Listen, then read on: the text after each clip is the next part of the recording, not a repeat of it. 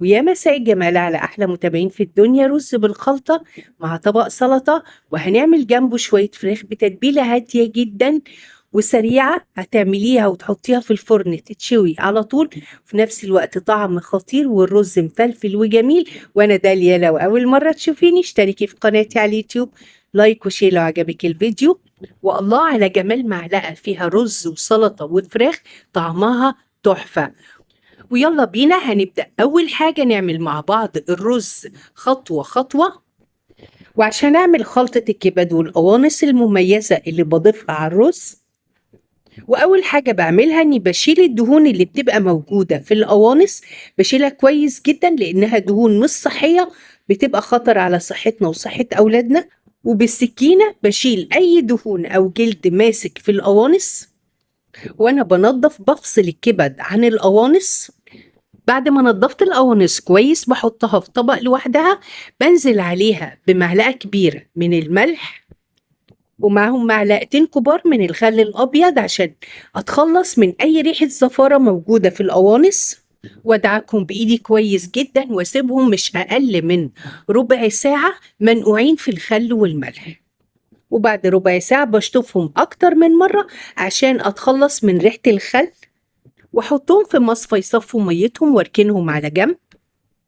انما لما اجي اغسل الكبده هتعامل معاها بالراحه خالص، لانها ما بتستحملش. حتى لما باجي اطلع من الكبده اي دهون بطلعها بالراحه خالص عشان الكبده ما تتبهدلش مني. بنقعها في الميه اكتر من مره واغير لها الميه بتاعتها لحد ما اتاكد انها نطفت خالص. انما لا بضيف لها ملح ولا بغسلها بالخل. وبسكينة حامية هبدأ إني أقطع الأنثى لقطع صغيرة وأخلص الكمية كلها وأحطها في طبق وأخليها على جنب. وهنجهز مع بعض التوابل اللي هنضيفها على الكبد والقوانص: معلقة صغيرة ملح، نص معلقة صغيرة بهارات فراخ، نص معلقة صغيرة فلفل أسود، ومعلقة صغيرة مليانة من القرفة الناعمة، وبصلاية كبيرة مبشورة ناعم. وعلى نار متوسطة هنزل بمعلقتين زيت في حلة، وابدأ اني ادبل البصلة بتاعتي. هدبلها بس مش هخليها تصفر، وانزل عليها بالتوابل اللي احنا جهزناها مع بعض، واقلبهم مع البصلة لمدة دقيقة قبل ما انزل عليهم بالقوانص اللي انا مقطعاها صغير. واشوح القوانص مع البصل والتوابل كله مع بعضه كده من 3 ل 4 دقايق. ولأن القوانص بتحتاج وقت في التسوية أكتر من الكبدة، هنزل عليها بكوبايتين من المية المغلية. وأول ما المية تغلي هوطي النار وغطي الحلة واسيبها مش أقل من نص ساعة. في الوقت ده بتكون الكبدة صفت ميتها. ببدأ إني أحطها في طبق وأقطعها زي ما قطعت القوانص بالظبط وخلص الكمية كلها. القوانص شبه استوت، بعلي النار على الحلة وانزل بالكبدة المتقطعة واقلبها مع القوانص، وغطي الحلة واسيبهم من 10 ل 15 دقيقة على نار عالية. وبكده بتكون خلطة الرز جهزت. وفي حلة على نار متوسطة هنزل بمعلقتين كبار من السكر وابدأ أكرملهم. وأول ما السكر ياخد اللون الذهبي هوطي النار خالص، اخليها شمعة لأن السكر بيتحرق بسرعة. وتاني حاجة لما انزل بعيار المية او الشوربة السكر بيعمل فوران، فممكن يلسعني لسعة صعبة جدا. فلازم النار تكون واطية، وفي نفس الوقت انزل بالراحة خالص بأول كوباية سواء من المية او الشوربة، واقلبها لحد ما هدي الفوران بتاع المية ده خالص، خليه يهبط. اروح نازلة بالكوباية التانية. وانا هنا ضفت على السكر 2.25 كوباية من الشوربة، لان عياري عبارة عن 2 كوباية من الرز. ولان القرفة بتلعب دور مهم جدا في الرز بالخلطة، هضيف معلقة صغيرة من القرفة، وممكن كمان اضيف مكعب مرقة، هيعلى بالاداء جامد جدا. ولان الشوربة اللي ضفتها كانت توابلها منها فيها وكان متضاف لها ملح، ما ضفتلهاش اي نوع من انواع التوابل، وكان ملحها معقول. انما انت لو هتحطي مية فطبعا هتحطي ملح وتحطي سنة فلفل اسود مع القرفة. هحطها على جنب وابدأ اعمل الرز في حلة على نار متوسطة. هنزل بمعلقتين سمنة او زبدة أي مادة دهنية متوفرة عندك، وأبدأ إني أنزل بكوبايتين من الرز المصري المغسول والمتصفي. هقلب الرز مع السمنة أو الزبدة كويس جدا، وأسيب الرز يتحمص على نار متوسطة، وأتأكد إن هو اتشمع بالمادة الدهنية. اتأكدت إن الرز اتحمص كويس، هغطيه بالشوربة بتاعته وأديله تقليبتين، وأغطي الحلة وأسيب الرز لحد ما يتشرب. الرز اتشرب كويس، هديله تقليبتين وانقله على أهدى عين في البوتاجاز وأوطيها وأخليها شمعة لحد ما الرز يستوي. الرز استوى. عندك طريقتين للتقديم. أول طريقة سرفيس كبير هتفردي عليه الرز، وفوق الرز هتنزلي بخلطة الكبد والقوانص اللي جهزتيها مع أي مكسرات انت محمصاها، حاجة كده مشرفة جدا في أي عزومة وشكلها شيك قوي.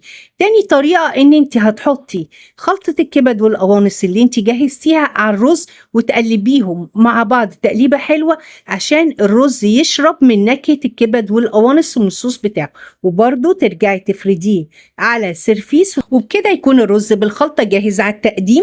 رز ولا غلطة، توابل مظبوطة، ملحه مظبوط، وطعمه خطير. لحد هنا لو انت عايزة بس طريقة الرز بالخلطة وقفي الفيديو. لو عايزة تكملي معانا وتعرفي فراخ بتتبيلة سريعة جدا وطعم تحفة، كملي معايا الفيديو، هنعمل مع بعض شوية فراخ ولا أروع.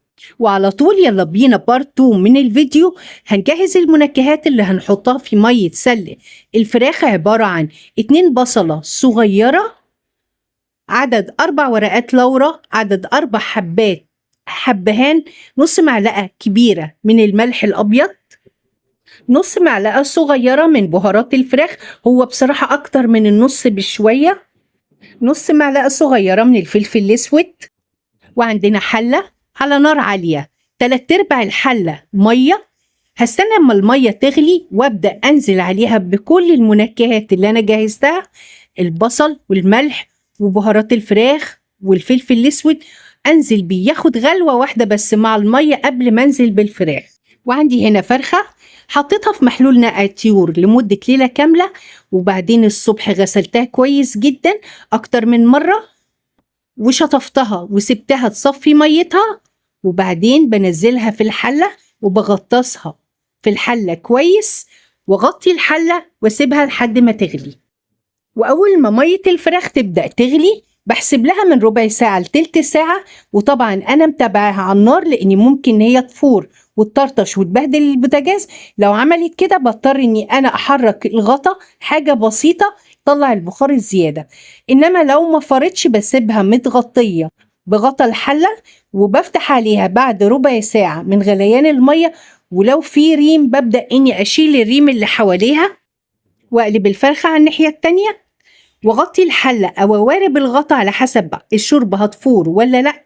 الفراخ اتسلقت كويس جدا، بقطعها 4/4 وجهز لها تتبيلة سريعة جدا وسهلة، ولا هنستخدم الخلاط ولا مية البصل ولا قصص دي كلها. في السريع اللذيذ هنعمل لها تتبيلة حلوة قوي.